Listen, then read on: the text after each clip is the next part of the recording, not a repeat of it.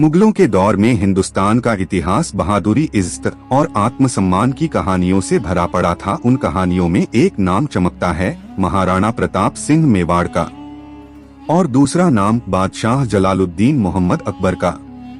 एक तरफ था दिल्ली का बादशाह जिसके पास दुनिया की सबसे बड़ी फौज, सोने चांदी के खजाने और अनगिनत रियासतों की ताकत थी। दूसरी तरफ था एक राजपूत राजा जिसके पास न सोना था, न महल, न राजगद्दी, मगर एक चीज थी, स्वाभिमान। सन 1576 के आसपास जब अकबर की सल्तनत उत्तर भारत से लेकर बंगाल तक फैल चुकी थी, उसने अपनी नजर राजस्थान की तरफ डाली। राजस्थान की रियासतें एक एक कर अकबर के अधीन आ रही थीं। कई राजाओं ने समझौते कर लिए थे, मगर एक राजा ऐसा था जिसने कहा, हम सिर झुका सकते हैं मगर अकबर के आगे नहीं। वो थे महाराणा प्रताप। मेवाड़ की भूमि यानी उदयपुर के आसपास का इलाका हमेशा से स्वतंत्र रहा था। अकबर चाहता था कि सभी राजपूत राजा उसके साम्राज्य का हिस्सा बने ताकि हिंदुस्तान एक झंडे के नीचे आ जाए। मगर प्रताप ने कहा, हमारी धरती गुलामी नहीं जानती, जब तक जान है मेवाड़ आजाद रहेगा। अकबर के दरबार में रोज चर्चा होती कि महाराणा प्रताप को कैसे मनाया जाए।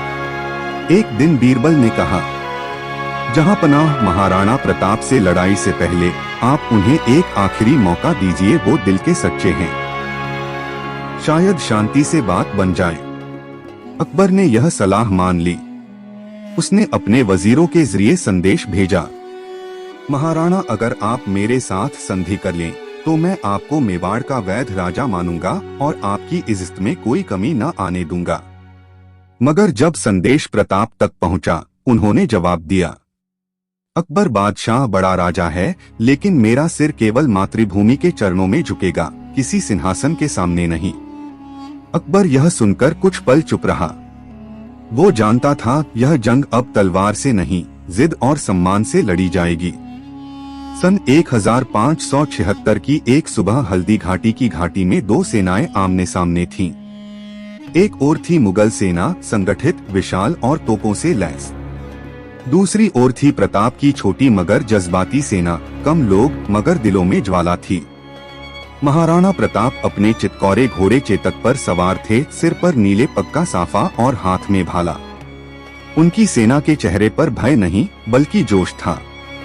उन्होंने कहा, आज अगर हम हार गए तो केवल जमीन नहीं, हमारी आन भी चली जाएगी, मगर अगर जीते तो आने वाली पीढ़ियां भी कहेंगी मेवाड़ झुका नहीं। युद्ध शुरू हुआ।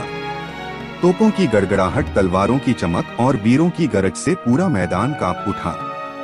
चेतक हवा में उड़ता हुआ दुश्मनों की कतारों में घुस गया।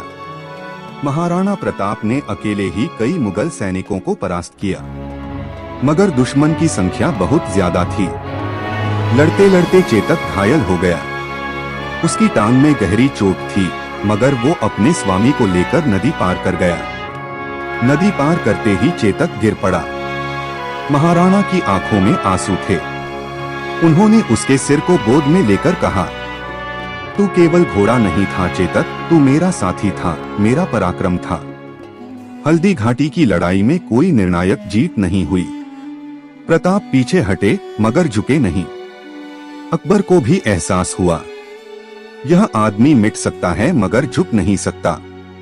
जब बादशाह ने सुना कि महाराणा अपने परिवार सहित जंगलों में रहते हैं, पत्तों की रोटियां खाते हैं और पत्थर के महलों की जगह झोपड़ी में रहते हैं, तो अकबर ने कहा, ऐसे राजा को हराना मुश्किल नहीं, नामुमकिन है।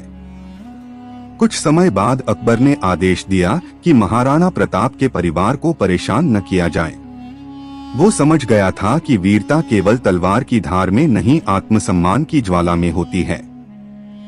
महाराणा प्रताप के दिन कठिन थे। उनके बच्चे भूखे सोते, परिवार जंगलों में भटकता, मगर उन्होंने कभी हार नहीं मानी। जब उनके मंत्री भामा शाह ने अपना पूरा धन देश के नाम कर दिया, तब प्रताप की आंखें भर आईं।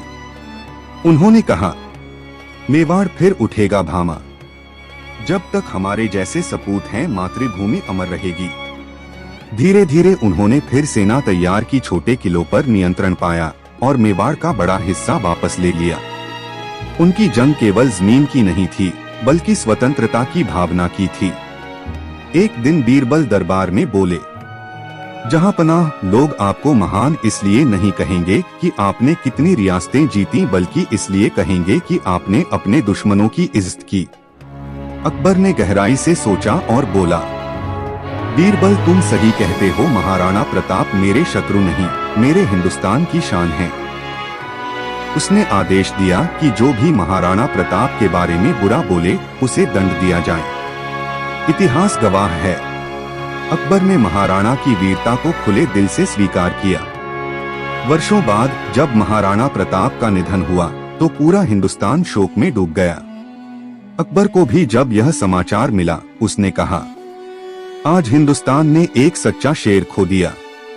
महाराणा ने जो छोड़ा वो केवल युद्ध की कहानी नहीं थी, वो थी आत्मसम्मान, स्वतंत्रता और सच्ची वीरता की मशाल। सच्चा राजा वह नहीं होता जो दूसरे राज्यों पर राज करे, बल्कि वह होता है जो अपने स्वाभिमान और सत्य पर अडिग रहे। महाराणा प्रताप ने सिखाया, सम्मान की रक्षा के लिए चाहे कुछ भी खोना पड़े, झुकना नहीं चाहिए। और अकबर ने दिखाया, सच्चा शासक वही है जो अपने विरोधी की महानता को भी पहचान सके।